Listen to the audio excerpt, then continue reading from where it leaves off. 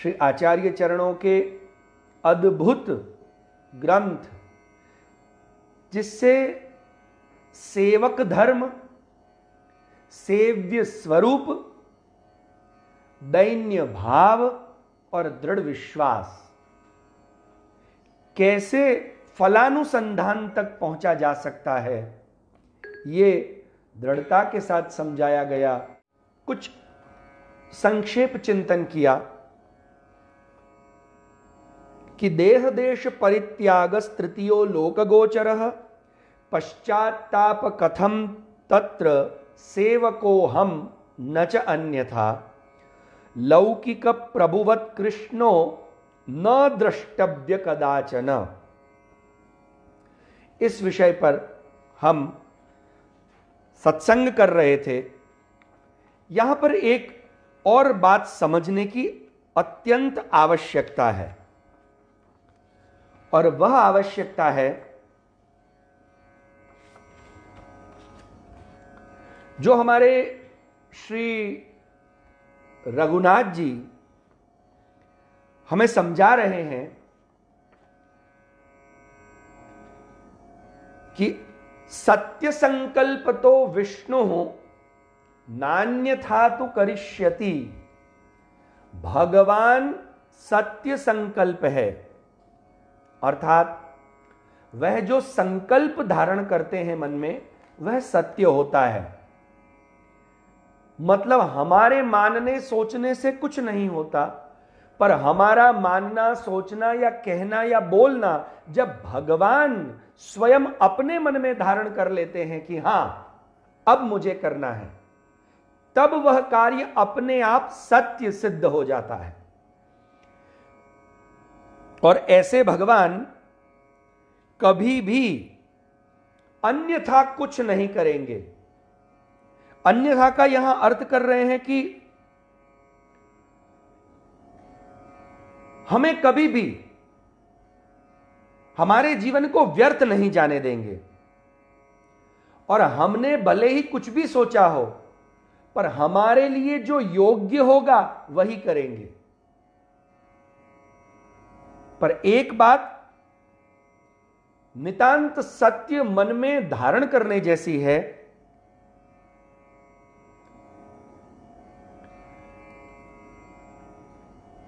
वो हमारा कुछ गलत नहीं होने देंगे, ये सत्य है। पर हमारे मन में उतना ही दृढ़ विश्वास आपस श्री के चरणों में नित्य सिद्ध होना चाहिए। जैसे वाल्मीकि रामायण में बड़ा सुंदर विषय भगवान श्री रामचंद्र जी के मुखारविंद से बोला गया। वाल्मीकि जी हमें बताते हैं कि द्विशरम नाभिसंधत्ते, बहुत आनंदमय श्लोक है वाल्मीकि रामायण का। आजकल हम लोग वाल्मीकि रामायण भूल चुके हैं, क्योंकि मात्र रामचरितमानस की चौपाइयां ही हमारे मन और मानस पटल पर छा गई हैं, क्योंकि अधिकतर कथाएं भी मानस और तुलसीदास जी के दोहों के माध्यम से ही होती है। पर वाल्मीकि रामायण अत्यंत प्रामाणिक ग्रंथ, मानस भी उतना ही प्रामाणिक लोक भाषा में है, पर प्राचीन मूल ग्रंथ जिसकी आज्ञा भगवान स्वयं या ब्रह्मा जी के द्वारा वाल्मीकि को प्राप्त हुई, वो हम अध्ययन नहीं करते हैं। पर यहां बताया गया है कि राम जी स्वयं आज्ञा करते हैं। द्विशरम नाभिसंधत्ते द्विस्थापयति नाश्रितान द्विर्ददाति न चार्थिभ्यो रामो द्विर्नैव भाषते सकृदेव प्रपन्नो यो यस्तवास्मीति याचते अभयम सर्वभूतेभ्यो ददाम्येतत् व्रतम मम। भगवान श्री रामचंद्र जी आज्ञा कर रहे हैं, द्विशरम नाभिसंधत्ते, राम कभी दो बार बाण का अनुसंधान नहीं करते, दो बार नहीं चलाते। उनके एक बाण में ही अनेकानेक असुरों का हनन करने का सामर्थ्य आप श्री रखते हैं। इसीलिए गुजराती में इसीलिए तो कहावत है कि रामबाण जने खाधा हो ने खबर पड़े हो। और इसीलिए आजकल भी कुछ लोग अगर इलाज को फुल प्रूफ बताना चाहते हो तो कहते हैं ये रामबाण इलाज है। रामबाण मतलब एक बार चला तो कार्य करके ही लौटेगा। अगर भगवान श्री रामचंद्र जी ने बाण संधान कर दिया तो अब निश्चित है कि जिस विषय के लिए बाण का संधान किया है वो कार्य होना ही है। इसलिए स्वयं भगवान श्री रामचंद्र जी के मुखारविंद से ये वाक्य प्रस्फुटित होते हैं कि द्विशरम नाभिसंधत्ते, रामचंद्र जी 2 बार बाण नहीं चलाते। इतना ही नहीं, द्विस्थापयति नाश्रितान, अपने आश्रितों को 2 बार आश्रय नहीं देते। अर्थात जिनको उन्होंने आश्रय दे दिया फिर वो परमानेंट हो गया। जैसे हम कभी इस विषय विचारधारा में देखें कि भगवान श्री रामचंद्र जी का स्वभाव कितना कृपालु है। अर्थात भगवान का स्वभाव, यहां श्री रामचंद्र जी के शब्दों से हमें प्रभु का स्वभाव ही जानने मिल रहा है कि भगवान का स्वभाव कैसा है। जबकि सीता मैया को लाने के लिए रावण से युद्ध करना था, यह ज्ञात हो गया कि रावण के पास समंदर के उस पार सीता मैया विराजमान है, तो अगर राम जी को सीता मैया को ही मात्र लाना उनका उद्देश्य था, धर्म स्थापन करना उद्देश्य नहीं था, तो जो आजकल लोग कह रहे हैं बहुत गलत बात है कि भगवान का मात्र उद्देश्य धर्म स्थापन ही था, है और सदा सदा रहेगा। और इसलिए भगवान ने कभी भी धर्म स्थापन नहीं किया, यह बोलना ही महाअपराध है। भगवान धर्म स्थापन करते ही हैं। और श्रीमद् भागवत जी में इस विषय का वर्णन है कि भगवान सत्सु धर्मम स्थापयति, सत्पुरुषों में धर्म का स्थापन करते हैं। पर आसुर व्यामोह लीला भी तो करते हैं, इसलिए असुरों को व्यामोह हो जाता है, उनको लगता है कि ये उन्होंने धर्म का स्थापन नहीं किया है। और फिर उन आसुर व्यामोह लीला को देख करके जिनकी वृत्ति बुद्धि असुरत्व भाव आपन्न है, उनको कहीं ना कहीं भगवान की लीलाओं में मनुष्यवत लीलाएं दिखती है, जो बात इसी ग्रंथ में आगे आने वाली है। तो यह भगवान का स्वभाव है, द्विस्थापयति नाश्रितान, 2 बार कभी भी आश्रितों को आश्रय प्रदान नहीं करते। तो भगवान श्री रामचंद्र जी को अगर मात्र सीता मैया को ही लाना था तो सुग्रीव को आश्रय प्रदान करने की बजाय वाली को आश्रय प्रदान कर देते अपना। तो जिस वाली ने रावण को अपनी बगल में 6-6 महीने तक दबा के रखा था, उस वाली के द्वारा रावण का युद्ध भी नहीं करना पड़ता और सीता मैया आ जाती। पर भगवान एक बार जिनको आश्रय प्रदान कर दिया, फिर वो कितना ही कमजोर है, कितना ही पिछड़ा हुआ है, कोई भी व्यक्ति है, पर हमारे भगवान कभी भी आश्रित व्यक्ति को, अपनी शरण में आए व्यक्ति को कभी त्यागते नहीं हैं और कभी भी उनका अन्यथा तो न करिष्यति। हमारे जगत गुरु महाप्रभु श्रीमद् वल्लभाचार्य चरण आज्ञा कर रहे हैं, अन्यथा तो न करिष्यति, अन्यथा नहीं करेंगे। इसलिए इस बात से आप निश्चिंत हो जाओ। पर निश्चिंत होने के बाद आप अपनी मौज में घूमने मत लग जाइए।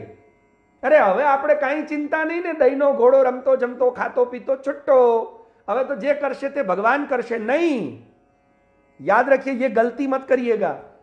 तो फिर हमारा कर्तव्य क्या है? ये मन में विश्वास रखते हुए आज्ञैव कार्या सततम, उनकी आज्ञा का पालन करना ही हमारा मात्र कर्तव्य है।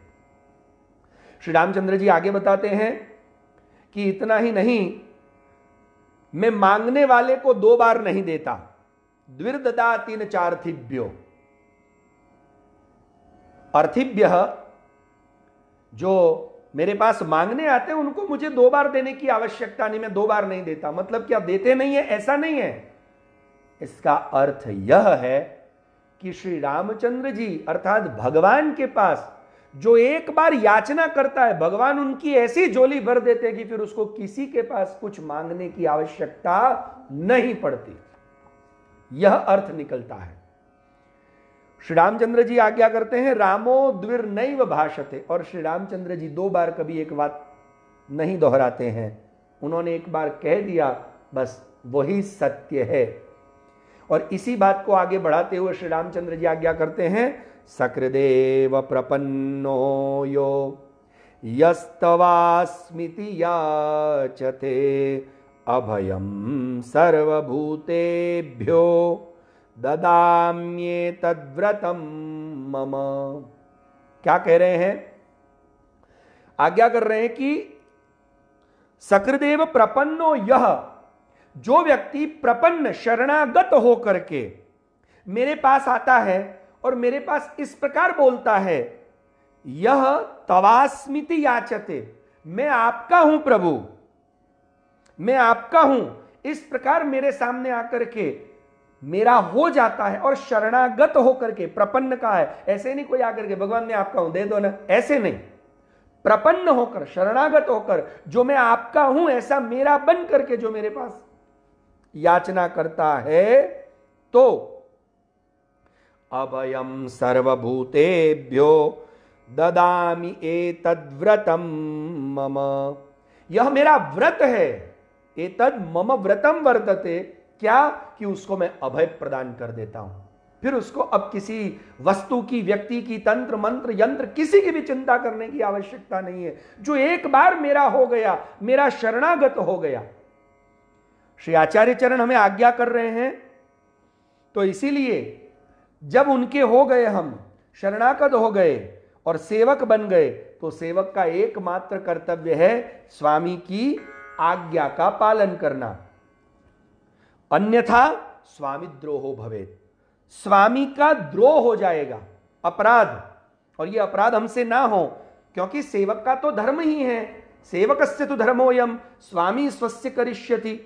यहां पर भी एक बात समझने जैसी है, कुछ लोग समझते हैं कि भगवान जो करेंगे वो अच्छा करेंगे, ना, ऐसा नहीं है। स्वामी स्वस्य करिष्यति, इसका अर्थ यह है कि भगवान को पता है कि मेरे भक्त के लिए उत्तम क्या है, और इसीलिए मेरे लिए जो योग्य होगा वही करेंगे।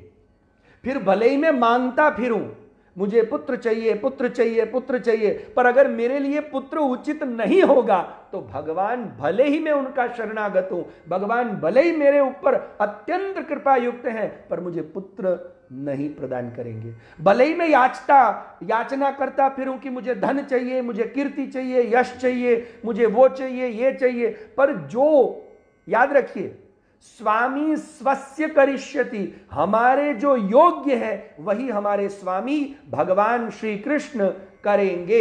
इसलिए याचना करना त्याग दें, क्योंकि उन्हें पता है, जैसे एक लौकिक में संसार में मां और बाप को पता होता है, एक मां को पता है कि बच्चे को कब सच्ची भूख लगी है और कब बच्चा नाटक कर रहा है। बच्चा दो टाइम रोता है, बच्चा तो हर एक टाइम रोता ही है, या तो चोट लग जाए तो भी, मां न दिखे तो भी, भूख लगे तो भी, चींटी काटे तो भी, जो बोलना सीखा ही नहीं है उस बच्चे को तो रोने के अलावा और उसके पास साधन क्या है। पर मां को पता है कि ये बेटा भूख के कारण रो रहा है कि मेरा अटेंशन पाने के लिए रो रहा है। तो भगवान भी एक लौकिक संसार की मां को पता चल जाता है, पिता को पता है कि संतानों को कब कौन सी वस्तु कितनी, किस मात्रा में क्यों देनी और कितनी देनी।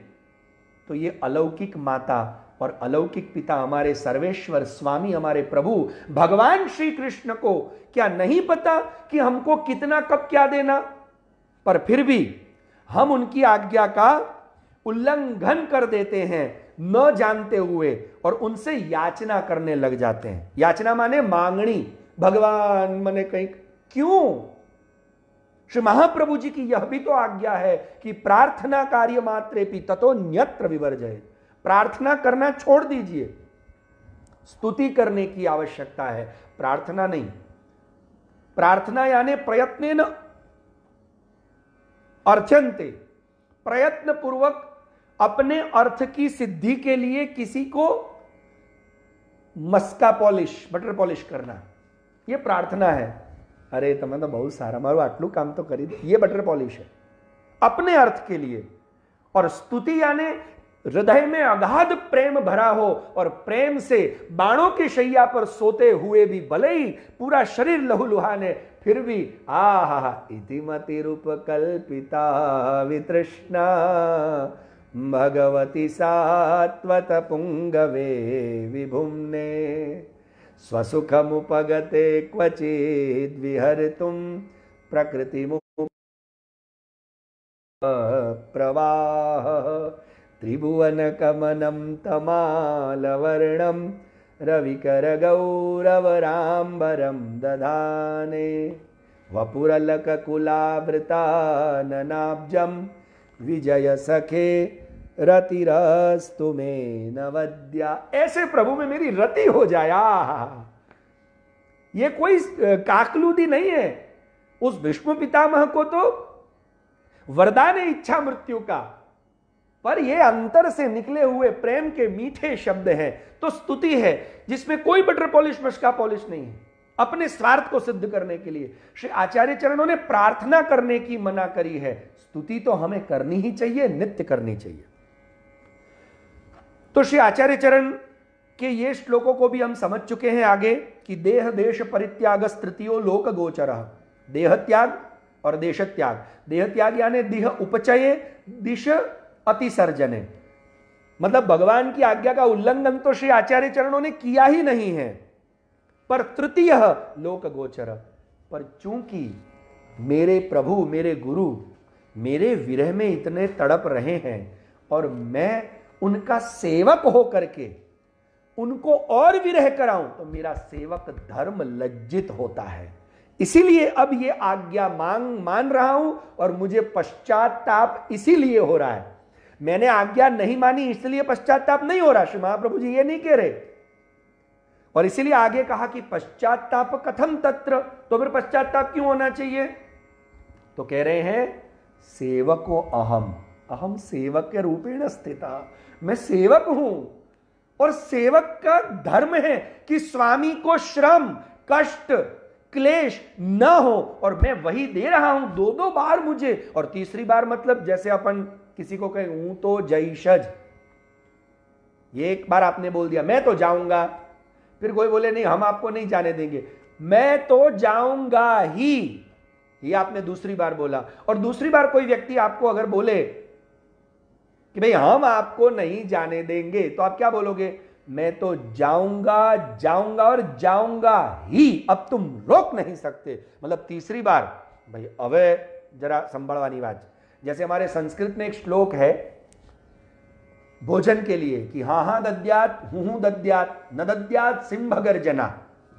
मतलब अगर आपके घर कोई भोजन करने आया हो और आप उनको परोस रहे हो, तो एक रोटी दो रोटी ऐसे पूछ पूछ के आप परोसते हैं ना। और कुछ लोग शर्मीले होते हैं कि खाएं कि नहीं खाएं, हम भी पूछते हैं आपू आपू। और अगर आप आपू आपू पूछो, दूं एक रोटी दूं, और वो सामने वाला बोले ऐसे करे, तो समझना कि उसको चाहिए हाँ हाँ दद्यात हूं दद्यात। अगर वो बोले ना मन नहीं मन नहीं मन नहीं, तो मुखी देवी। पर न दद्यात सिंह गर्जना, पर जब वो ऐसे बोल दे हवे तो नहीं, फिर उसको रोटी मत रखो, लड्डू भी मत दो, न दद्यात। तो वैसे दो दो बार मैंने प्रभु को विरह का, क्योंकि भगवान भी, हमने कल इस विषय को देखा था कि भगवान भी अपने भक्तों के लिए तड़पते हैं मिलने के लिए। भगवान को भी अपने भक्तों से तड़प होती है और भगवान का भी मन होता है कि मैं अपने भक्तों से मिलूं। सिर्फ भक्त को ही प्रेम से मिलने का मिलन का मन होता है ऐसा नहीं, कभी भगवान भी ये भक्त तो मेरे पास आना चाहिए। ध्यान से समझिए। और तब हमारा कर्तव्य बन जाता है कि हम भगवान को विरह क्लेश या श्रम न कराएं। अगर करा रहे हैं तो याद रखिए आगे कह रहे हैं लौकिक प्रभुवत् कृष्णो न द्रष्टव्य कदाचन। लौकिकवत भगवान को नहीं देखना चाहिए। अर्थात श्री रघुनाथ जी बता रहे हैं कि लौकिक प्रभुवदिति कदाचिद आसुर व्यामोहार्थम लोकवद आचरणेपि लोकवद भगवान न कदाचिदपि ज्ञेयः। क्या कहा भाई, भगवान का तो ऐसा स्वभाव है, वो नटखट है हमारे नंद किशोर। तो हमारे ये नंद किशोर नटखट कन्हैया कभी आसुरों को व्यामोहन करने के लिए लौकिक मनुष्य जैसी लीलाएं आपको दिखाएं आसुर व्यामोहन की, उससे उनको मनुष्य मान लेना या उनकी लीलाओं को लौकिक मान लेना, यह महाअपराध है। लोकवद आचरणम तु रामायण मौसलादिषु प्रसिद्धम। टीकाकार बताते हैं कि जैसे भगवान का लौकिक आचरण कहां दिखता है हमें रामायण में, अब बताओ, साक्षात जगदीश्वर जिनको लोग अंतर्यामी कहते हैं भगवान यानी अंतर्यामी, और उन्हें पता नहीं है कि सीता जी खो गई। जिन्होंने पूरी सृष्टि का निर्माण किया, उन्हें पता नहीं है कि मैंने सुवर्ण का मृग नहीं बनाया, और वो सोने के मृग के पीछे भागे और सीता जी के लिए हा सीता हे सीते इत्यादि करके रुदन कर रहे हैं। ये लौकिक आसुरों को व्यामोहन करने का आचरण है, पर इससे भगवान में लौकिकत्व का आरोपण नहीं होता। इससे भगवान को लौकिक मान लेने की गलती कभी मत करना। भगवान लौकिक नहीं है। जैसे भगवान, हम ऐसी कथाएं सुनते हैं कि भगवान ने क्रोध किया, भगवान ने क्रोध किया, ये हमने सुना, तो इसका मतलब क्या भगवान में क्रोध रूपी दोष है, ये मानोगे? भगवान में दोषारोपण करना ये महाअपराध है, आसुरी बुद्धि है, और आसुरी जीवोयम इति निर्धारः। तो वो जीव ही आसुरी है कि जो भगवान में दोष का दर्शन करता है या दोषारोपण करता है।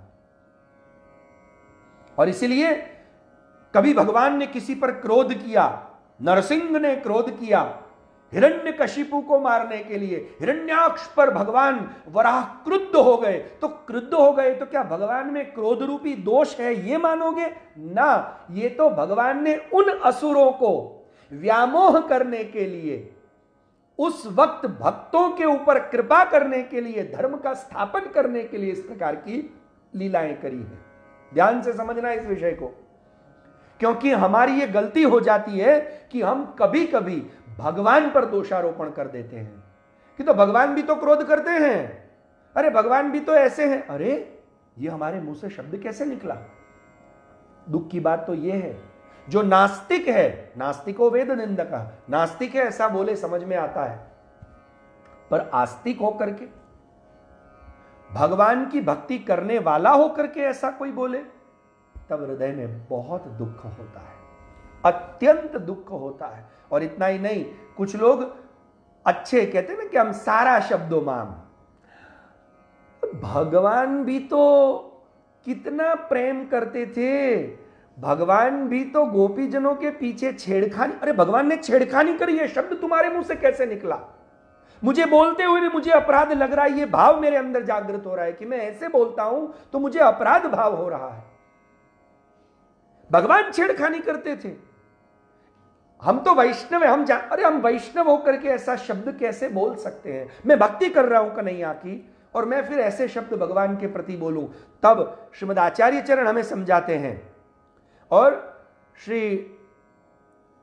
रघुनाथ जी इत्यादि, गोकुलनाथ जी इत्यादि टीकाकार हमें बताते हैं कि इस प्रकार भगवान में कभी दोष का चिंतन न करना, क्योंकि भगवान लौकिक नहीं है। अतः लौकिक प्रभुवत कृष्णो न द्रष्टव्य, लौकिक स्वामी के समान भगवान को देखना नहीं, और भगवान लौकिक है नहीं। पर हमारा स्वभाव है कि हम भगवान पर ही लौकिकत्व का आरोपण करते हैं और भगवान में दोष दर्शन करने लग जाते हैं।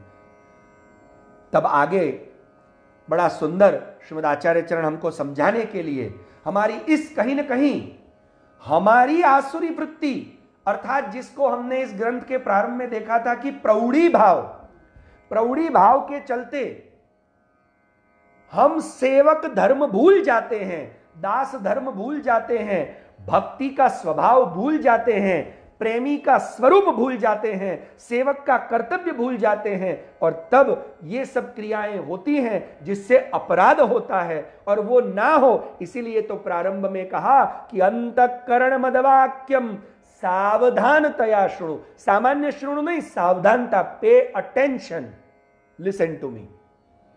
अत्यंत ध्यानपूर्वक सारी इंद्रियों को एक जगह रख दे, अटेंशन के साथ सुन। क्या? कृष्णात् परम नास्ति दैवम वस्तुतः दोषवर्जितम।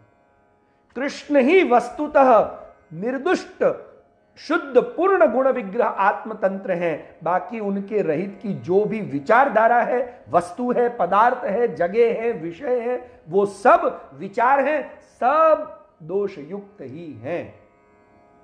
कोई कितना ही ऊंचे सिंहासन पे बैठा हो, पर भगवत भक्ति से विमुख है, भगवत भाव से विमुख है, तो साहब वो फिर दोष युक्त ही है। अतः ये बड़ी सुंदर बात हमको समझाते हुए भगवान की प्रतिज्ञा भी बताते हैं कि भगवान का तो स्वभाव है लौकिक प्रभु की तरह नहीं। याद रखिए, जैसे भगवान ने क्रोध का आचरण करते हुए भी सप्तम स्कंद में ये वाक्य कहे थे कि जो प्रहलाद के ऊपर द्वेष करेगा, यानी मेरे भक्त ऊपर, उसे भले ही उसने वरदान प्राप्त किया हो तो भी मैं उसे मारूंगा, मारूंगा और मारूंगा। अर्थात भगवान अपने भक्तों का कभी अन्यथा नहीं होने देते। इसीलिए लौकिक प्रभुवत कृष्णो न द्रष्टव्य, इस प्रकार कभी नहीं देखना चाहिए, क्योंकि भगवान का यह स्वभाव है। कोई लौकिक राजा आपके ऊपर क्रुद्ध हो सकता है, लौकिक व्यक्ति शायद आपसे नाराज इत्यादि हो सकता है, पर भगवान का तो स्वभाव है कि जिन्होंने अपना सर्वस्व मुझे समर्पण कर दिया है, सर्वस्व समर्पण। और इसीलिए आगे कहते हैं सर्वम समर्पितम भक्त्या कृतार्थोसि सुखी भव। इसमें भी दो बातें समझा रहे हैं कि सर्वम समर्पितम भक्त्या, जिन्होंने जिस प्रकार मुझे सर्वस्व समर्पण कर दिया है, और सर्वस्व समर्पण कर दिया है मतलब याद रखिए, अगर ये नहीं किया है हमने, सर्वस्व का अर्थ समझा रहे हैं कि लौकिक अलौकिक साधारणम स्वीयम भक्त्या स्नेहपूर्वकम समर्पितम एव अस्ति। जिन लोगों ने अपना लौकिक, पारलौकिक, अलौकिक या सामान्य साधारण सब कुछ, मतलब तन मन धन इहलोक परलोक सब कुछ भगवान को समर्पण कर दिया। कि ये समर्पण का मतलब है भगवान के लिए, मतलब मेरा शरीर भगवान के लिए, मेरा मन भगवान के लिए, मेरा धन भगवान के लिए, मेरा घर भगवान के लिए। भगवान का नहीं, भगवान के लिए। याद रखना, भगवान के लिए और भगवान का, इसमें अंतर है। भगवान का कहते ही दान हो जाएगा, समर्पण नहीं रहेगा, और भगवान के लिए कहते वो समर्पण रहेगा। और श्री आचार्य चरण हमें समर्पण करने की बात बता रहे हैं। दान में स्वसत्ता निवृत्ति पूर्वक परस्व अपादन, अर्थात अपनी सत्ता को हटा के दूसरे की सत्ता को स्थापित करना, वो दान है। और अपनी सत्ता रहते हुए दूसरे का ही सब कुछ सुख विचारना, यह समर्पण है। अर्थात ये वस्तु घर प्रभु के लिए, जैसे आपके घर आपके गुरुजी आए और गुरुजी 1 महीना अगर आपके घर रुकने वाले हैं, तो आप क्या बोलते हैं? अगर आपके बच्चे 1 महीना रुके हैं और 10-15 दिन हो चुके हैं, 15 दिन हो चुके हैं, ठीक है, अब 15 दिन के बाद अचानक उस कमरे में आपका कबाट है और उस कबाट में कोई वस्तु पड़ी है जो आपको लानी है, तो आपको हो रहा है कि मैं जाऊं, इससे अच्छा मेरे बच्चे को भेज देता हूं। तो आप अपने बच्चे को क्या बोल के उस कमरे में भेजोगे? जा भाई गुरुजी ना रूम में थी ले आओ, गुरुजी के कमरे से ले आ। अब क्या वो कमरा गुरुजी का है? अगर गुरुजी का है तो गुरुजी ताला मार के चले जाएंगे, चलेगा? भाई महीने विराजे, पर महीने तक वो कमरा गुरु जी के लिए है, इसलिए हम ऐसा बोल देते हैं। ये हमारे बोलने में कहीं ना कहीं आपत्ति है कि गुरु जी का कमरा, पर वो है गुरु जी के लिए। गुरु जी जाने के बाद उस कमरे का उपयोग हम ही करने वाले हैं। तो भगवान के लिए यहां समर्पण बता रहे हैं, सर्वम समर्पितम भक्त्या। मेरा घर भगवान के लिए, मेरा शरीर भगवान के लिए। मतलब अगर इस शरीर का कुछ उपयोग हो तो प्रभु आपके लिए। जैसे पंचम स्कंद में से बताया कि भवाय नाशाय च कर्म कर्तुम, अर्थात ये शरीर किस लिए मिला है? शरीर मिला ही प्रभु के सेवा के लिए।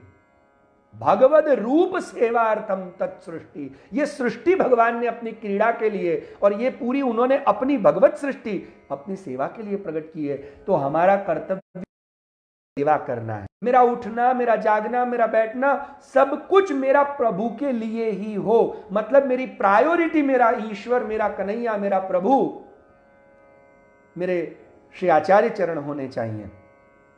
और अगर ऐसा कर दिया है, सर्वम समर्पितम भक्त्या, पर वो भी कैसे करना है? भक्त्या, प्रेम पूर्वक, अतः कृतार्थोसी, तो फिर आप कृतार्थ हो। श्री आचार्य चरण आज्ञा कर रहे हैं, फिर तो तुम कृतार्थ हो। और अगर नहीं किया है तो प्रॉब्लम है। मतलब अगर आपने अपना सब कुछ समर्पण कर दिया है तो कोई दिक्कत नहीं है, तो कृतार्थोसी सुखी भव, फिर तो तुम सुख से जियो, कोई चिंता नहीं। भगवान तुम्हारा कोई त्याग नहीं करने वाले, फलदान में भी कोई आपत्ति नहीं आने वाली है। और इस जन्म से लेकर इसी शरीर में तुम उस परब्रह्म आनंद कंद रसेश्वर भगवान का वो सानुभव रूपी आनंद प्राप्त कर सकोगे। पर अगर सर्वम समर्पितम न कृतम तरहि चिंता विषयो, तो ही चिंता का विषय यहां बच जाता है। और इसीलिए कह रहे हैं, कैसे बच जाता है, कैसे रह जाता है? प्रौढ़ापि दुहिता यद्वत् स्नेहान्न प्रेष्यते वरे, तथा देहे न कर्तव्यम वरस्तुष्यति नान्यथा। इसका हम सामान्य अर्थ कल देख चुके हैं, आज थोड़ा गुणार्थ संक्षेप में आगे बढ़ेंगे, वरना विषय तो और भी लेने का था। क्योंकि जब सेवक के धर्म बता रहे हैं, लौकिक प्रभुवत नहीं देखना, और आपको भगवान को सर्वम समर्पितम करना है, तो कैसे करना, उसका विषय एकादश स्कंद में बताया गया है कि एवं धर्मैर मनुष्याणाम, ऐसा भगवान के द्वारा कि एवं धर्मैर मनुष्याणाम उद्धवात्म निवेदिनाम मयि संजायते भक्ति कोन्योर्थोस्यावशिष्यते। और वहां भगवान बताते हैं किस प्रकार के धर्म, एवं धर्म, इस प्रकार के धर्म, इस प्रकार के धर्म करने से, एवं धर्म ही, इस प्रकार के धर्म करने से मनुष्याणाम उद्धवात्म निवेदिनाम, जो आत्मनिवेदित मनुष्य है उनको मुझ में अनन्य भक्ति, अनन्य प्रेम, क्योंकि भक्ति की व्याख्या तो आप जानते ही हैं, महात्म्य ज्ञान पूर्वस्तु सुदृढ़ सर्वतोधिक स्नेह, सबसे अधिक स्नेह, उसी को भक्ति कहते हैं। तो अत्यधिक स्नेह हो जाएगा, और जब अत्यधिक स्नेह मुझसे हो गया, कोन्योर्थोस्यावशिष्यते, फिर उसके जीवन में और बचा क्या कुछ करने को, अब उसको कुछ नहीं करना है, फिर सब मैं करूंगा, है। तो कौन कौन से धर्म हैं? श्रद्धामृत कथायाम में शश्वन्मदनुकीर्तनम, परिनिष्ठा च पूजायाम स्तुतिभिस्तवनम मम, आदर परिचर्यायाम सर्वांगैरभिवंदनम, मद्भक्त पूजाभ्यधिका सर्वभूतेषु मन्मतिः, मदर्थेष्वंग चेष्टा च वचसा मद्गुणेरणं, मय्यर्पणं च मनसः सर्वकाम विवर्जनं, मदर्थेऽर्थ परित्यागो भोगस्य च सुखस्य च, इष्टं दत्तं हुतं जप्तं, मदर्थम यद व्रतम तपम। इस प्रकार के अगर धर्म किए जाएं, मदर्थे श्वंग चेष्टा, मदर्थे अंग चेष्टा, मतलब उसकी कोई भी इच्छा चेष्टा माने इच्छा, प्राणों की इच्छा को चेष्टा कहते हैं। तो कहते हैं मदर्थेषु अंग चेष्टा, उसके प्राणों में कोई इच्छा भी उत्पन्न हो और उसके शरीर से कोई भी कर्म हो, मदर्थे मेरे लिए ही हो, जगना उठना बैठना खाना पीना नहाना जो कुछ भी हो।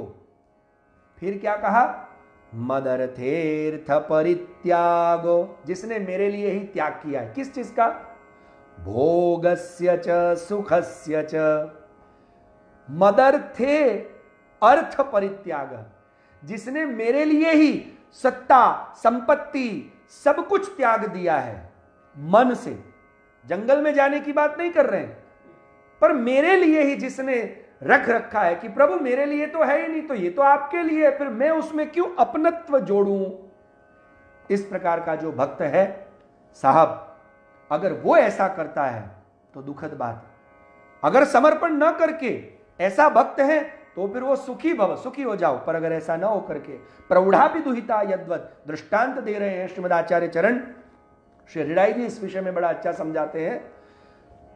जैसे एक पिता को पुत्र प्यारा हो या पुत्री प्यारी हो, तो अधिकतर पिता को पुत्री प्यारी होती है, तो पुत्री जब तक योग्य नहीं हुई है तब तक उसका विवाह संपादन आपने नहीं करवाया, समझ में आता है। पर विवाह संपादन कराने के बाद भी आपका प्रेम अगाध है, नहीं नहीं मेरी बेटी वहां कैसी सुखी रहेगी नहीं रहेगी, ये सोच करके मुझे बहुत प्रेम है, तू मेरे साथ ही रहे, ऐसा सोच करके अगर आप उसके पति के पास उसको नहीं भेजते हैं तो क्या होगा, तो कहते हैं तो यही होगा कि फिर वो पति अप्रसन्न हो जाएंगे।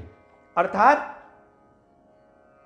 हमारे शरीर से हमें प्रेम है, और इसमें हमारे शरीर का दृष्टांत देते हुए समझाया है कि उसी प्रकार अगर हमारा ये शरीर देहेपि अति स्नेहवशाद अनुपयोगो भगवद असंतोष कारक, उसी प्रकार अगर हम एक पिता अपनी पुत्री को नहीं भेजता अत्यंत प्रेमवश, वैसे ही हम अगर इस शरीर से अत्यधिक स्नेह रखने के कारण हम शरीर की चेष्टा और शरीर के सुख के ही बारे में सोचते हैं, मुझे तो ऐसे अच्छा लगता है भाई, मुझे इसमें खुशी होती है, मने तो आऊ कंफर्ट फीलता है, हूं तो आटलू ज करूं, ऐसा करके हम अपने में ही लगे हैं। और हम ब्रह्म संबंधी होकर के, भगवान के होकर के, गुरु ने हमको भगवान बदला दिया, हमारा संबंध करा दिया, और फिर भी हम भगवान की सेवा नहीं करते हैं, तो इस देह को भगवान के साथ जोड़ते नहीं है, तो याद रखिए फिर क्या होगा,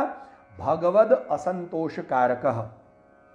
तो अर्थात बताते हैं कि अगर जीव का जो कर्तव्य है वो है उनकी सेवा करना, उनको प्रसन्न कर, जीव का कर्तव्य क्या, भगवान को प्रसन्न करना। अब भगवान को प्रसन्न न करने की बजाय हम अपने आप में ही लगे पड़े और उनकी अप्रसन्नता सिद्ध होती है अगर, तो तथा देहे न कर्तव्य वरस तुष्यति न अन्यथा। अगर वर माने जो हमारा स्वामी है, हमारा वर, हमारा पति, हमारा सब कुछ, वो हमारा प्रभु अगर अप्रसन्न हो गया तो जीवन जीना और अब तक की हुई सेवा, इष्टम दत्तम हुतम जप्तम मदर्थे यद व्रतम कृतम, जो अभी हमने एकादश स्कंद में सुना, इष्टम है, हमने जो जो सत्कर्म किए, इष्टम दत्तम, हमने जो कुछ दान धर्म पुण्य किया, हुतम जो यज्ञ याग आदि किए, मदर्थे यद व्रतम, मेरे लिए जो एकादशी इत्यादि जो जो व्रत किए, और जपम जितने जप किए सब बेकार। अगर भगवान ही प्रसन्न नहीं हुए तो हमारा जप करना, यज्ञ करना, ये हमारे कल्याण के लिए, पुण्य की इच्छा को सोच करके नहीं, पर उनकी प्रसन्नता को सोच करके करना चाहिए, ये आचार्य चरण बता रहे हैं। अन्यथा क्या होगा, अगर ये नहीं सोचते हैं तो आगे के श्लोक में बताते हैं, लोकवच्चेत स्थितिर्मे स्यात् किम स्यादिति विचारय। यहां पर श्री हरिराय जी की भी टीका द्रष्टव्य है। श्री हरिराय जी बड़ी सुंदर इस विषय में बात करते हैं कि जैसे स्वान अभिप्रेत कथने मानोपि भवति प्रिय, जैसे कि संसार में, लौकिक में हमें अपने देह के प्रति आसक्ति होती है, स्वमान, हमारा कुछ लोग उसको सेल्फ एस्टीम भी कहते हैं। और उस कारण भी हमें हमारे शरीर के प्रति, हमारे अपने आप के प्रति, और अपने आप मतलब अभी तक हमने आत्मा को जाना नहीं है और इसलिए हम शरीर को ही यहां इंगित कर रहे हैं, तो उसके कारण और या शरीर से अति प्रेम होने के कारण अगर कोई हमारे शरीर या हमारी इच्छा के अनुकूल नहीं करता है या नहीं चलता है तो हमें मान होता है या हम रूठ जाते हैं, है ना, अपने प्रियतम से। वैसे लौकिक लौकिक लौकिक वच्चेत स्थितिर्मे स्यात्, अर्थात संसार में जैसे अपनी आसक्ति के कारण व्यक्ति मान या रूठना प्रकट करते हैं, प्रभु के सामने वो प्रौढ़ी भाव है। भगवान के सामने जाओ, कुछ लोग आके बोलते जाओ मैं तो आज तो भगवान से नहीं बोलूंगी, भगवान भी हमारी नहीं सुनते। ओए, ये कैसे बोल दिया तुमने? ये हमारी बाउंड्री में नहीं आता है। नाराज होना, रूठना वो उनका ही धर्म है और हमारा काम है उनको मनाना। हमारा ये बाउंड्री नहीं है कि हम उनके सामने मान प्रकट करें जैसा गोपी जनों ने किया। श्री हरिराय जी इसीलिए बता रहे हैं यहां पर कि जैसे गोपी जनों ने मान प्रकट कर दिया तो उस मान का दंड भी भगवान प्रदान करते हैं। इसीलिए स्वान अभिप्रेत कथने मानोपि भवति प्रिय मदोपि प्रिय सौभाग्यवशात।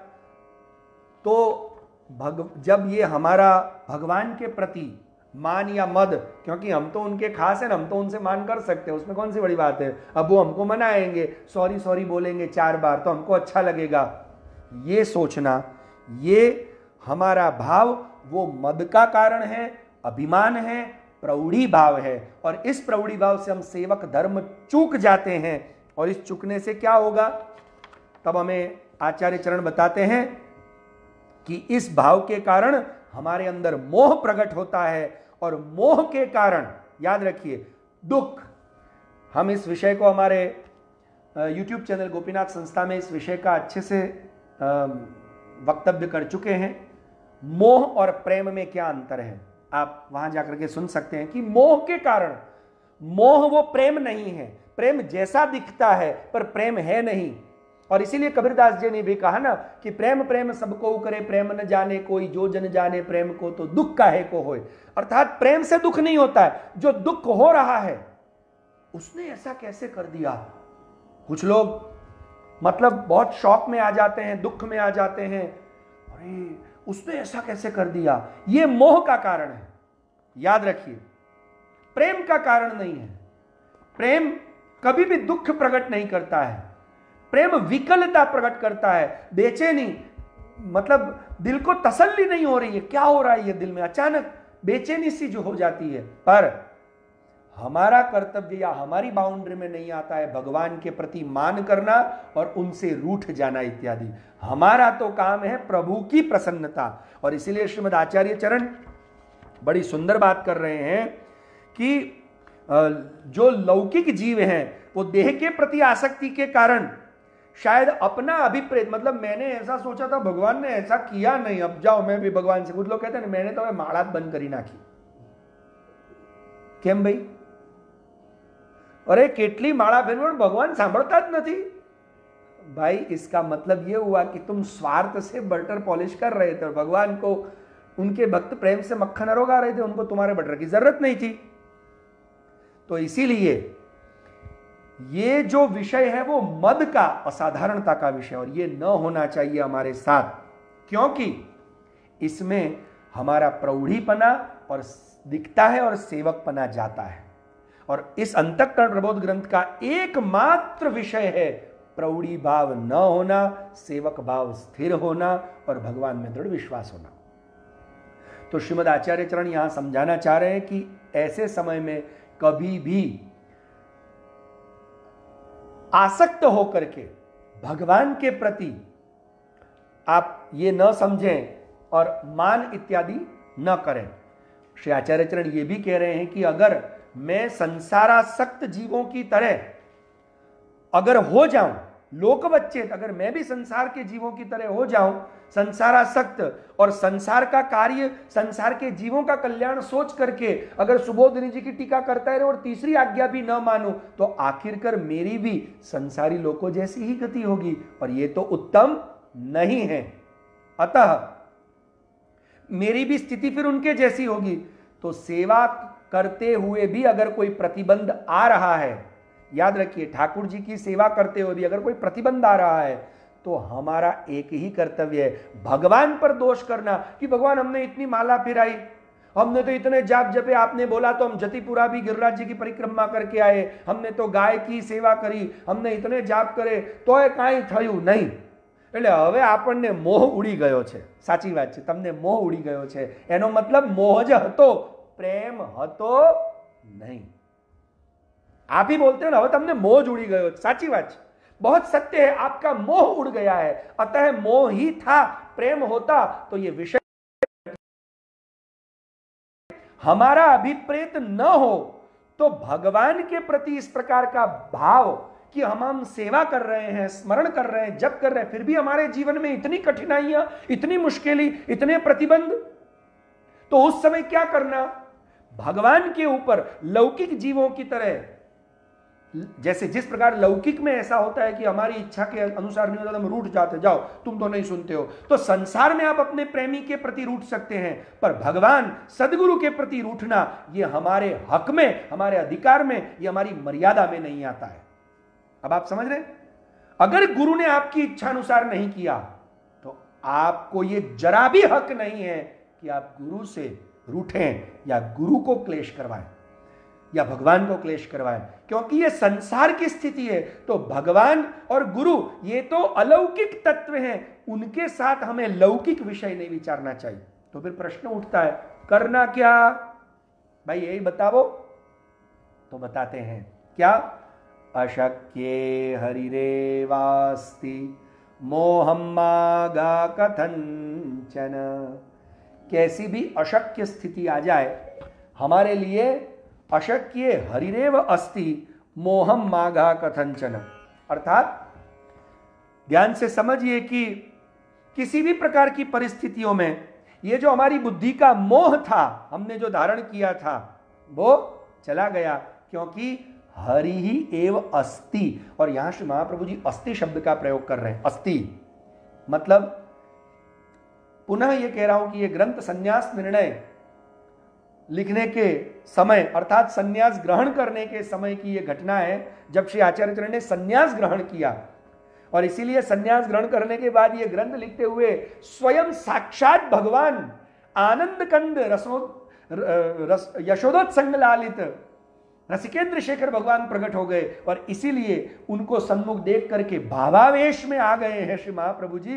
और भावावेश में आकर के वो दर्शन करते हुए हमें कह रहे हैं, हरिरेव अस्ति, अर्थात मेरे सन्मुख जिस प्रकार प्रकट हुए, वैसे हरेक भक्त में अगर ये दृढ़ भाव हो, हरि का ही शरण लें, क्योंकि हरि इसलिए हरि हरति पापानी हरिहरति दुखानी, अपने भक्तों के अपराध को अनदेखा करते हुए अपने निज जनों के समस्त दुख और पापों का हरण करने वाले हैं। इसलिए यहां हरि शब्द का प्रयोग करते हुए कह रहे हैं कि भगवान का स्वभाव है कि कैसी भी अशक्य समय आ जाए, जो शक्य नहीं, संभव नहीं, ऐसी स्थिति में भी आपको याद रखना है हरि ही शरण है। देखिए उसका प्रमाण, जैसे द्रौपदी जी की स्थिति आ गई, 5 पति विराजमान हैं, भीष्म पितामह, द्रोणाचार्य जैसे गुरु हैं, फिर भी भरी सभा में दुशासन उनकी लाज लूट रहा है। उस वक्त कोई नहीं आया, अशक्य हरिरेवास्ति। याद रखिए, कैसी भी अशक्य स्थिति में हरि हैं, पर ये दृढ़ भाव हमने सर्व समर्पण करके हम उनके शरणागत हुए हैं, तो हरि तो प्रकट होंगे ही। ये विश्वास रखना हमारा कर्तव्य करते हुए उनके ऊपर दोषारोपण करना, उनसे नाराज होना, ये हमारे मर्यादा क्षेत्र में नहीं आता है। और इसीलिए गजेंद्र के ऊपर भी, द्रौपदी जी की भी रक्षा, और एक बार नहीं अनेकों बार की, गजेंद्र की भी रक्षा। गजेंद्र अशक्य हो गया, अब उसके सारे हाथी उसको बचाने नहीं आ रहे, आपने भागवत जी की कथा में श्रवण किया है। और गजेंद्र ने एक ही काम किया, हे गोविंद हे गोपाल अब तो जीवन हारे। कितना सुंदर कीर्तन हमारे सूरदास जी ने किया है कि मैं जल पीने के लिए गया और मगर ने मेरा पांव पकड़ लिया है, हे गोविंद हे गोपाल, अब तो जीवन हारे, अब तो तुम्हारे शरण में है, तुम बचाओ या तारो। और भगवान आ गए। तो ऐसी स्थिति में भगवान सन्मुख हैं, हरिरेव अस्ति। इसलिए मोहम मागा कथंचन, तुम्हारी बुद्धि में रहा हुआ मोह अब नष्ट कर दें, निकाल दें, और कोई भी असमंजसता अर्थात किसी भी प्रकार ना किंतु परंतु मत रखना बुद्धि में। भगवान हैं और हैं। और भगवान हमारे पुष्टि पुरुषोत्तम तो कितने कृपालु हैं, ये भी बता रहे हैं कि पुष्टि पुरुषोत्तम कितने कृपालु हैं। है अहो बकीयम स्तनकालकूटम जिगांसया पाय यदप्यसाध्वी लेभे गतिम दातृचितां त्वतोन्यम कं वा दयालुम शरणं व्रजेम। इस श्लोक के द्वारा, ये श्लोक श्रवण करते ही सुखदेव जी महाराज झाड़ी से बाहर आ गए। आहा, ऐसा कृपालु। और इसीलिए ये विश्वास मन में रखना कि मारने की इच्छा लेकर के आने वाली, अहो बकीयम स्तन कालकूटम, अपने स्तनों में कालकूट विष भर के, जिघांसया घ्नन्तुम इच्छा, हंतुम इच्छा, जिघांसा जिज्ञासा नहीं, जानने की इच्छा लेकर के नहीं आई थी, भगवान को मारने की इच्छा लेकर के आई थी। फिर भी पाय यदप्य साध्वी, भगवान को अपना दूध पिलाने वाली ऐसी व्यक्ति के ऊपर भी भगवान जब कृपा करके उसको धातृचितांपतो, उसको भी अपनी माता की गति प्रदान करते हैं, उनसे अन्य कृपालु दयालु कम वा दयालु, अन्य कोई दयालु है उनके जैसा? इसलिए मैं इन्हीं की शरण जाता हूं। और ये भाव से अशक्य हरिरेव अस्ति मोहम मागा कथंचन, ये मन में धारण करके उनके शरण में जाना, यही हमारा कर्तव्य है। इस प्रकार बताते हुए भगवान की ये प्रतिज्ञा भी बता रहे हैं कि याद रखिए, भगवान ने कहा है सर्वधर्मान परित्यज्य माम एकम शरणं व्रज, वही कृष्ण है। अर्जुन को सब कुछ कहने के बाद अंत में ये पर्सनल उपदेश भी दे दिया। गीता जी में सिर्फ अर्जुन जी के सवालों के जवाब नहीं दिए हैं, भगवान ने अपनी पर्सनल एडवाइस भी दी है, उनको सब कुछ समझाया। उन्होंने ध्यान, कर्म, ज्ञान, जो जो पूछा, समाधि, भाषा, सब कुछ बताया, स्थित प्रज्ञ सब बताया, अंत में कह दिया अब ये सब मैंने तेरे प्रश्नों के जवाब दिए, this is my personal advice, now listen carefully. क्या? सर्वधर्मान परित्यज्य माम एकम शरणं व्रज। हाँ, सारे धर्मों को छोड़कर मुझ अकेले के शरण में आ। अब भटकने की वृत्ति छोड़ दे तो अहम त्वा सर्व पापेभ्यो, सारे पापों से मुक्त करने की जिम्मेदारी लेने वाले कृष्ण हैं। इसलिए हमें चिंता करने की कोई आवश्यकता नहीं है। श्री महाप्रभु जी ये बताते हुए कह रहे हैं, इति श्री कृष्णदासस्य वल्लभस्य हितम वचः चित्तम प्रति यदा कर्ण्य भक्तो निश्चिंतताम व्रजेत। अर्थात श्री कृष्ण के मुख्य दासत्व को प्राप्त, श्री कृष्ण के मुख्य दासत्व को प्राप्त, ऐसे श्री वल्लभ आपको आज्ञा कर रहे हैं।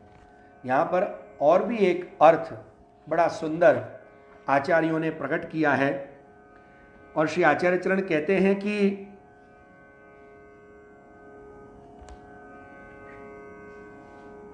कृष्णदास, यहां श्री महाप्रभु जी ने दो अर्थों में कहा है।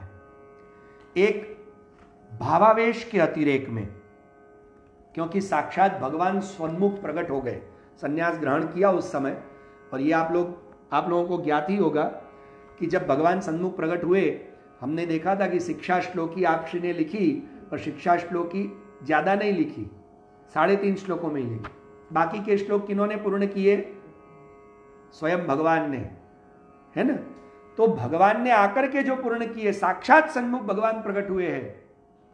और भगवान यहां कह रहे हैं, शिक्षा श्लोकी में भगवान कह रहे हैं कि गोकुलाधीश हो, मैं गोकुलाधीश यहां सन्मुख होकर के ये श्री आचार्य चरणों की शिक्षा श्लोकी पर मोहर मारते हुए ये कह रहा हूं, बात सत्य है। तो उस समय भगवान के सन्मुख दर्शन करके हरिरेव अस्ति कहते हुए इतने भावावेश में, अतिरेक में आ गए हमारे आचार्य चरण कि भावावेश में आते ही आपश्री ने प्रभु के मिलन की विकलता अब सहन नहीं हो रही है। मैंने कहा ना, प्रेम में विकलता होती है, दुख नहीं। वो विकलता, और इसीलिए आपने अपने हृदय में दैन्य प्रकट करते हुए कहा इति श्री कृष्ण दासस्य वल्लभस्य, श्री कृष्ण के दास वल्लभ।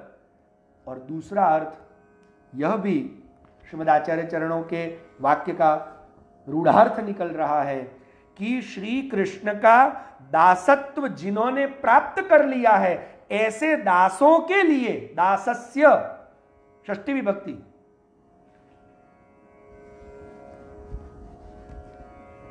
और दासस्य इदम, दासों के लिए यह, तो इसीलिए कह रहे कृष्ण दासस्य, ये कृष्ण दासों के लिए मैं कह रहा हूं। ये जो मेरे हितकारी वचन है, वल्लभस्य हितम वच, अस्य वल्लभस्य हितम वच इति श्री कृष्ण दासस्य, ये कृष्ण के जो दासत्व को प्राप्त कर चुके हैं, अर्थात जिन्होंने दासत्व सेवकत्व मन बुद्धि चित्त में धारण कर लिया है, उन सेवकों के लिए। और हमें यह भी गारंटी दे रहे हैं कि ये वल्लभ का वचन है, मतलब जिस वल्लभस्य, वल्लभ मतलब जो उनके वल्लभ है, उनके प्रिय है। और इतना ही नहीं, जिन वल्लभ के वचन से कृष्ण बंधे हुए हैं, वही वल्लभ तुमको तुम्हारे हितकारी वचन कह रहे हैं। और इसलिए चित्तम प्रति यदाकर्ण्य, अपनी बुद्धि में आकर्ण्य कहा है। आकर्ण्य शब्द का और एक अर्थ, गूढ़ अर्थ कर रहे हैं, सिर्फ सुनना नहीं, ध्यान पूर्वक सुनना, सद्बोध लेने के लिए स्थिर करते हुए मन बुद्धि में श्रवण करना और धारण करना। इसलिए आकर्ण्य, कर्ण में धारण करना। अगर जो करता है सिर्फ सुन के, इस कान से सुना इस कान से निकाल दिया, आजकल अधिकतर लोग यही करते हैं, वैसे आप लोगों की बात कर नहीं रहा हूं, राजा सुनते हैं, सत्संग सुनते हैं, प्रवचन सुनते हैं, पर सुना दूसरे दिन जैसे थे, अंदर नहीं उतारते। श्रीमद आचार्य चरण कहते हैं ये मेरे जो वचन है वो हितकारी वचन, औषधि के समान है। औषधि का नाम सुन लेने से रोग नहीं मिटेगा, औषधि का नाम पढ़ लेने से रोग नहीं मिटेगा, औषधि को अंदर उतारना पड़ेगा। हमको भवरोग लगा है, और इस भवरोग को मिटाने के लिए श्रीमद आचार्य चरण हमें आज्ञा कर रहे हैं कि चित्तम प्रति यदाकर्ण्य, कान में धारण करना, हृदय तक पहुंचना चाहिए मेरा वाक्य, अर्थात जीवन में उतारना, सुन करके निकाल मत देना। जब तक आपका सुना हुआ आचरण में नहीं आता है, तब तक वो श्रवण नहीं है, फिर वो सिर्फ सुनना है। याद रखिए, श्रवण यानी जो अंदर उतरे और क्रियाओं में, जीवन में उतरे। अतः श्री आचार्य चरण कह रहे हैं कि चित्तम प्रति यदाकर्ण्य भक्तो निश्चिंतताम व्रजेत। और अगर जिन्होंने अपने जीवन में मेरे ये हितकारी वचन धारण कर लिए, तो फिर तो निश्चिंत होकर के इस बवाटवी में भी वो रहे या जिए, वो अटकेगा नहीं और भटकेगा नहीं, वो कृष्ण के दर्शन में ही अटकेगा। याद रखिए, किश्ती अगर जल में रहे तो महफूज रहे, किश्ती अगर जल में रहे तो महफूज रहे, जल किश्ती में न समाये हरगिज। वैसे ही वैष्णव संसार में रहे तो क्या गम है, पर संसार वैष्णव में न समाये हरगिज। नाव समंदर में सेफ रहती है, किनारों पर तो लोग उसको बिगाड़ देंगे। वैसे ही, और अंत में श्री आचार्य चरण हमको भक्ति मार्ग का, इस पुष्टि मार्ग का स्वारस्य दैन्य भाव भी बता रहे हैं कि इति श्री कृष्ण दासस्य, दीनता अपनी स्वयं प्रकट करते हुए। और चौथा अर्थ यह है कि हमारे श्री आचार्य चरणों ने अगर ऐसा कहा, और कुछ लोग ऐसा अर्थ करते हैं कि श्री आचार्य चरण ही कृष्णदास हैं, तो ये अन्य मार्गियों को व्यामोह करने के लिए, जो असुरत्व भाव मापन्न है, उनको व्यामोह करने के लिए अपने को कृष्णदास कह रहे हैं। वरना हमारे जगत गुरु भगवान महाप्रभु श्री वल्लभ, वो तो वस्तुतः कृष्ण एव, और श्रीमद वृंदावन के इंदु हैं वो। अतः उनकी कृपा हम पर बनी रहे। श्रीमद आचार्य चरण ने नवरत्न ग्रंथ में निवेदन के लिए होने वाली चिंता का निवारण बताया है, वैसे इस अंतःकरण प्रबोध ग्रंथ में फलदान में होने वाली चिंता का निवारण का उपाय बताया है। 3 भाव बताए हैं, संयोग का भाव, मान का भाव, विरह का भाव। इस प्रकार ये सारे भाव हमारे हृदय में श्री सदगुरुदेव की कृपा से, श्रीमद आचार्य चरणों की कृपा से स्थिर हो, यही शुभ भावना रखते हुए इस ग्रंथ के कुछ सारांश में, 5 दिन का सारांश आपको मैं 2 मिनट में जैसे भागवत जी में चिट्ठे की कथा होती है अंतिम दिवस, वैसे प्रथम स्कंद से लेकर अंतिम स्कंद तक, जिसको कुछ लोग गुजराती में भागवत नो आंबो एक है, ते रीते आज हम इसके संक्षेप में सूत्र लिख देते हैं ताकि आप उन सूत्रों से भी इस ग्रंथ का पूर्ण अवलोकन और अवगाहन कर सकें। तो प्रथम इसमें हमको श्री आचार्य चरणों ने इस ग्रंथ के द्वारा भगवान की समता और अधिकता रहित, भगवान स्वतंत्र हैं, भगवान समता और अधिकता से रहित, अलग स्वतंत्र अपनी मस्ती में विराजमान है, सर्वतंत्र स्वतंत्र, कर्तुम अकर्तुम अन्यथा कर्तुम सर्व कर्तुम समर्थ हैं, उस स्वरूप के दर्शन कराए। सारोगे करोगे ऐसा नहीं, वो उनके प्रेम के बस में है, पर बस में भी करवाना चाहते हैं। बाद में जीव स्वभाव से दोषयुक्त है, अतः जीव अपनी गलतियां करता रहता है, पर जब उसका ब्रह्म के साथ संबंध हो जाता है, ब्रह्म संबंध हो जाता है जगत गुरु महाप्रभु भगवान श्री वल्लभ के द्वारा, और वो जब भगवान से जुड़ जाता है तभी उसका उत्कर्ष होता है। पर इस बात का प्रौढ़ी भाव अपने मन में आवे, तब ब्रह्म संबंध ले लीधा, हमें हमारा दहीनो घोड़ो रमतो जमतो जुट्टो हमारू कहीं ना था, ऐसी बड़ाई करके अपराध न करना और अभिमान न करना, ये भी बताया। साथ में भगवान सत्य संकल्प हैं, अतः वह क्या करेंगे ये जान पाना मुश्किल है। भगवान सत्य संकल्प हैं, उनके मन में कौन सा संकल्प होगा और कब कैसे सिद्ध होगा वो वही जानते हैं। इसीलिए हमारा एक ही कर्तव्य है, सर्वदा सर्वदा सर्वदा उनकी एकमात्र आज्ञा का पालन करना और उनकी आज्ञा का पालन करते हुए उनकी प्रसन्नता संपादन करने हेतु बुद्धि रखना, यह हमारा कर्तव्य सेवक का धर्म बताया। अगर नहीं करते हैं तो हमें महा अपराध स्वामी द्रोह का लगता है। अतः मैं सेवक हूं और वह मेरे स्वामी हैं, जो मेरे लिए योग्य है वो करेंगे, वो जो करेंगे वो मेरे लिए अच्छा है ऐसा नहीं, मेरे लिए जो योग्य होगा वही वो करेंगे। और ये भाव हमारे मन में स्थिर हो जाना चाहिए। अगर ये भाव भी स्थिर हो जाए ना, मैं गारंटी देता हूं स्ट्रेस डिप्रेशन कभी भी नहीं आ सकता। फिर अगर हमारे किसी से झगड़ा हो गया, किसी ने हमारी बदनामी कर दी, किसी ने घर में कुछ भी करवा दिया, किसी ने पैसे खा लिए, हमारे लिए ये योग्य होगा तभी भगवान ने ऐसा किया होगा।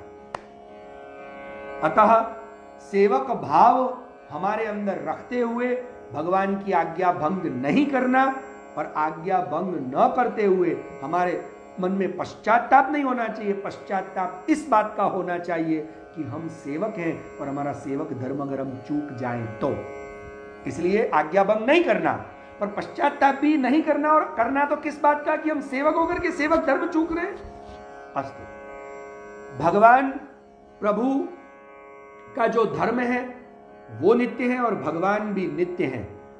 और इतना ही नहीं, याद रखिए, जो लोग श्रद्धा रहित मनुष्य की निंदा और अज्ञानियों की निंदा करते हैं, शास्त्र में उसको निंदित या अयोग्य कहा गया है। इसीलिए स्वयं भी श्रद्धा युक्त हो और स्वयं अज्ञ से विज्ञ हो। ये बात भी आगे बताई जा चुकी है। सिद्धांत मुक्तावली, बालबोध इत्यादि में बोध और सिद्धांत मुक्तावली में प्रबोध, सुबोध इत्यादि बताया गया है। तो ये सारे बोध ज्ञान प्राप्त करना और श्रद्धा युक्त होकर के भगवत सन्मुख होना। हमारा ये देह भगवान के लिए ही हमको भगवान ने प्रदान किया है। हम इस दुनिया में भगवान के लिए आए हैं, और इसीलिए जैसे कोई बाप अपनी बेटी को प्रेम बस संभाल के रखता है और उसको कुछ नहीं करने देता है, ऐसे इस देह को भगवान से दूर न रखना, भगवान की सेवा में, भगवान की खुशी में और भगवान की इच्छा के लिए ही इस देह और इस जीवन का उपयोग करना। और जो नहीं करता वह मूर्ख है। अतः अगर ऐसा वो नहीं करता है तो वो लोक के समान आचरण करने से सारे संसार के दुख और क्लेश प्राप्त करता है। ये ना हो, अतः हमारे प्रतिबंधों को भगवान दूर करेंगे। सेवा करते अगर प्रतिबंध आए हैं तो भगवान ने माया को आदेश दिया है, क्योंकि प्रतिबंध करना वो माया का कार्य है। तो माया को दूर करने के लिए हम तो माया को धक्का मारने जा नहीं सकते हैं, पर भगवद गीता का भगवान का वो वाक्य 7वें अध्याय का याद करते हुए भगवान ने कहा है, 9वें अध्याय में भी ये बात बताई है, और गीता जी में भगवान ये आज्ञा करते हैं क्या, दैवी एषा गुणमयी मम माया दुरत्यया, मेरी माया तरना दुष्कर है। तो कैसे तरोगे? मामेव ये प्रपद्यन्ते मायाम एताम तरन्ति ते, जो मात्र मेरी ही शरण में आ जाता है, मामेव ये प्रपद्यन्ते, फिर वो माया को तैर जाता है। इसी बात को